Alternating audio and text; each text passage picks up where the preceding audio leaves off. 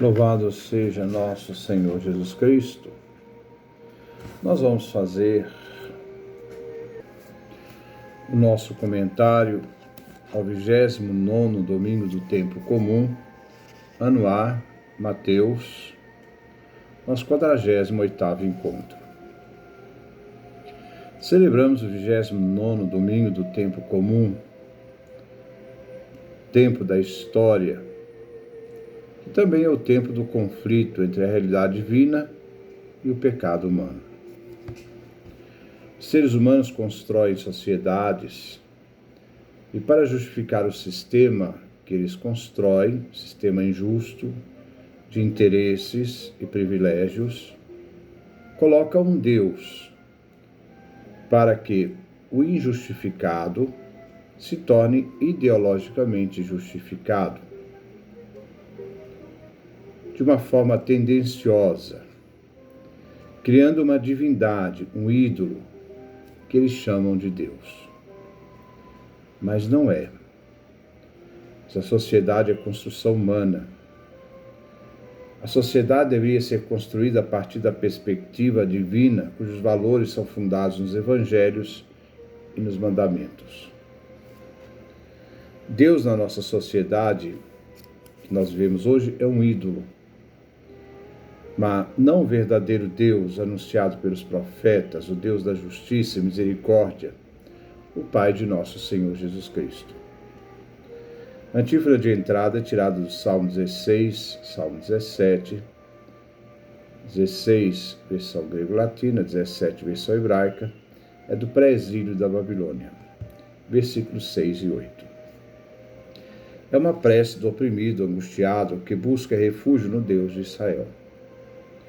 É uma súplica urgente para que a ação divina não demore, que Deus possa agir com rapidez, que Deus traga logo a proteção e a atenção divina.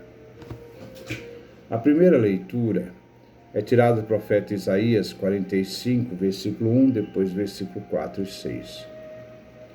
É um texto do exílio da Babilônia. A ação divina prepara Ciro, rei da Pérsia, para libertar o povo de Israel do exílio da Babilônia.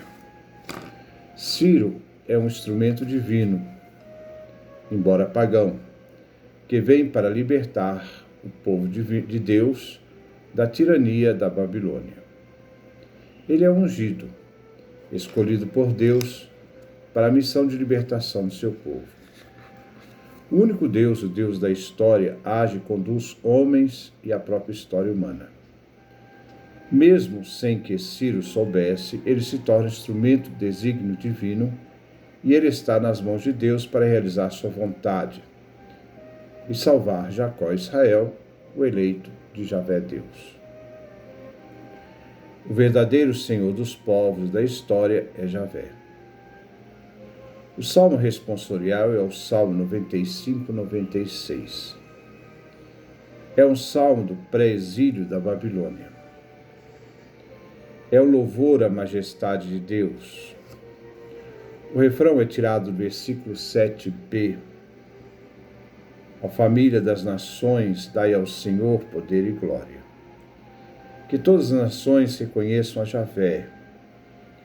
Reconheça Javé como o único e verdadeiro Deus, dando-lhe então poder e glória.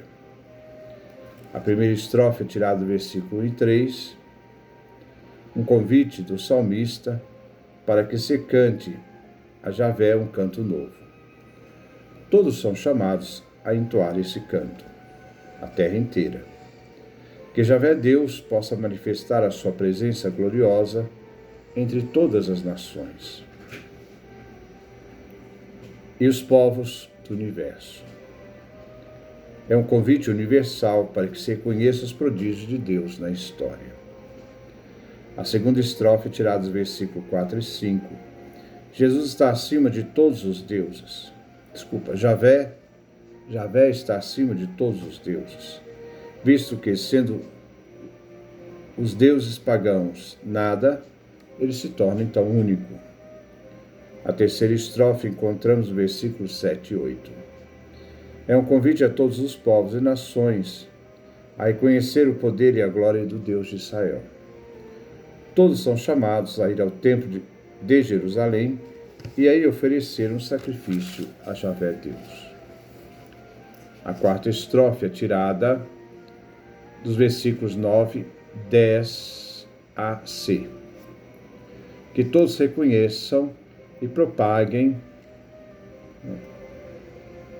Javé Deus, o Rei que exerce a justiça, que todos o adorem e tremam diante dele. A segunda leitura é tirada da primeira carta aos Tessalonicenses, do capítulo 1, do versículo de 1 a 5. É o prólogo da carta. Vemos os remetentes Paulo, Silvano e Timóteo. Vemos os destinatários da carta, a igreja dos Tessalonicenses. Essa igreja que se encontra reunida em assembleia, em nome de Deus Pai e no Senhor Jesus Cristo. O Deus Pai que convoca a igreja em nome do Senhor Jesus Cristo. Segue a saudação. Graça é uma saudação grega e paz, uma saudação hebraica, o Shalom. Paulo inicia com uma ação de graças dirigida a Deus Pai, pela constante recordação que ele tem da comunidade igreja de Tessalônica e da vivência da fé dos cristãos dessa igreja, porque eles mantêm firmes pela vivência da fé na caridade e sustentados pela esperança. As três virtudes teologais, fé, esperança e caridade, na pessoa de nosso Senhor Jesus Cristo, vivido pela igreja de Tessalônica. Fé em Cristo, fundamento, caridade, amor, testemunha em Cristo, que nos ensinou a lei do amor ao próximo, e esperança, do encontro definitivo com Jesus na eternidade, que faz inclusive a comunidade perseverar. A igreja de Tessalônica é escolhida por Deus diante da boa nova, o Evangelho, que chegou até eles por meio do anúncio da palavra e pela força do Divino Espírito Santo.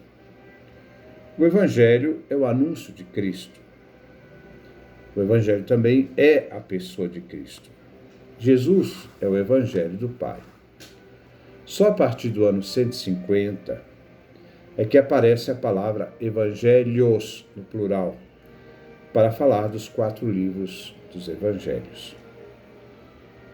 Até então, quando se dizia Evangelho, se falava de Jesus. O Evangelho é tirado de São Mateus, capítulo 22, versículo 15 a 21. Os fariseus fazem uma armadilha para pegar Jesus e assim poder acusá-lo. Eles não foram,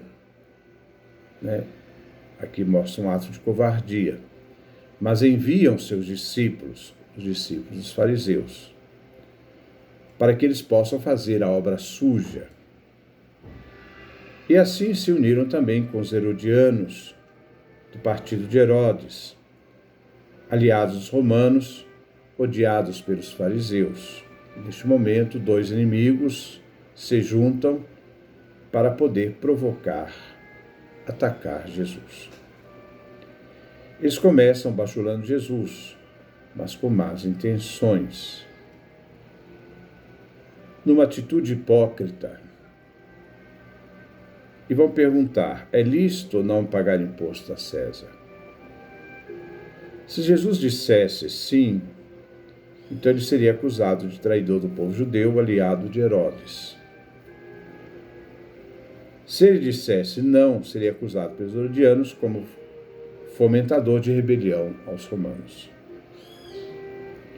Jesus percebe a maldade, a hipocrisia e responde depois de mostrar uma moeda.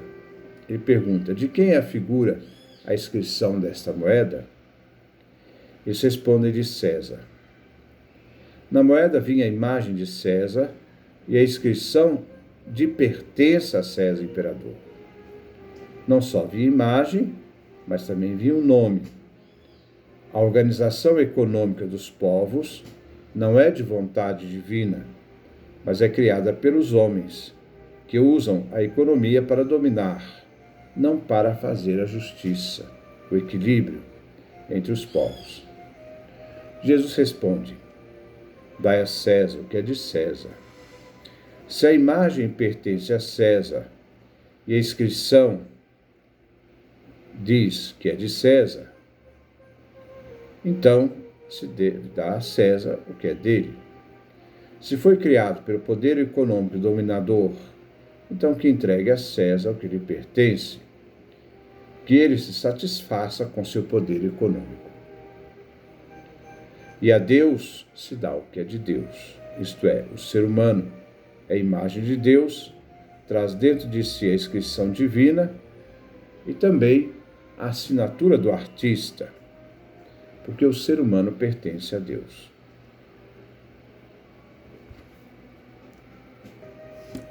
Isso nós podemos ver, né? Alguns cientistas teístas descobriram, né? No DNA humano. No DNA humano existe a assinatura de Deus, de que essa criatura humana pertence ao autor, o artista que assinou a sua obra, que é Deus. O DNA traz uma identidade, uma personalidade. O ser humano é capaz de pensar, faculdade que vai a lugar indeterminado, seja para fora de si mesmo, seja para dentro de si mesmo. Se você pega a sequência numérica do DNA, é a seguinte sequência numérica que está escrito no DNA: 10, 5, 6, 5. É o padrão do DNA humano. Como antigamente não existiam números, os números foram criados pelos árabes na Idade Média, não existindo os números, né? Então, os números eram letras. Muitos devem lembrar dos algarismos romanos. Eram letras romanas que expressavam números. Se você usar o alfabeto hebraico, o número 10 corresponde à letra Yod. O número 5 corresponde à letra Rei. Rei significa também 5. O número 6 corresponde à letra Vav. O número 5 corresponde à letra Rei. Este é o código numérico do DNA humano. 10, 5, 6, 5.